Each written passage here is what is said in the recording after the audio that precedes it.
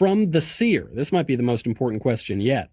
What number guard do you use for your beard? I assume that question is to you, not to me. I don't know is the short answer. So I bought this beard trimmer. So I first grew the beard Thanksgiving, not last Thanksgiving, but Thanksgiving before. I just went on Thanksgiving break, and I usually on holiday don't shave. And at the end of vacation, I usually shave, and I just came back and decided, all right, what the heck, I'm not going to.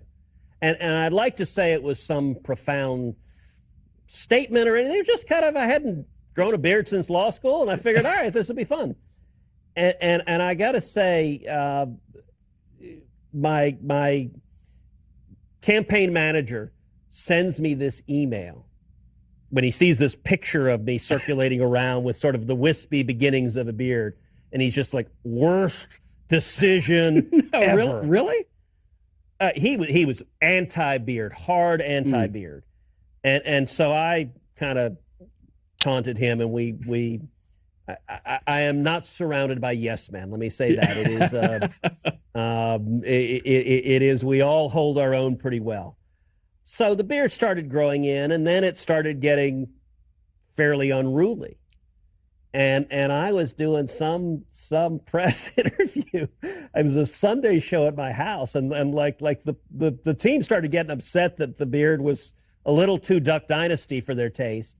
And so they asked a young guy to run over to the house and buy a beard trimmer and be like, here, trim that damn thing. And I'd never trimmed a beard. I'm like, I don't know. So I got a beard trimmer, and they have different clips that you clip on the thing. And so I just clipped on whatever the biggest one is. So whatever the longest clip is that fits on the beard trimmer, that's the one I used, and cut it down some. And, I'm imagining, Senator. So I don't know what number is the short answer. I'm imagining if you hadn't trimmed it by now, you'd look like one of those Russian Orthodox priests, and then some crook at the FBI might accuse you of colluding or something. I don't know. I mean, I think it's probably lucky that you were able to trim that beard. So have I ever told you, a good friend of mine who used to be on my Senate staff, he had, right about when I grew the beard, he had left and was living in Jerusalem, and was at yeshiva. Yeah. And he sent me an email. He said a friend of his who's a rabbi who had seen a picture of the beard. He said the beard has a rabbinical and Talmudic look to it.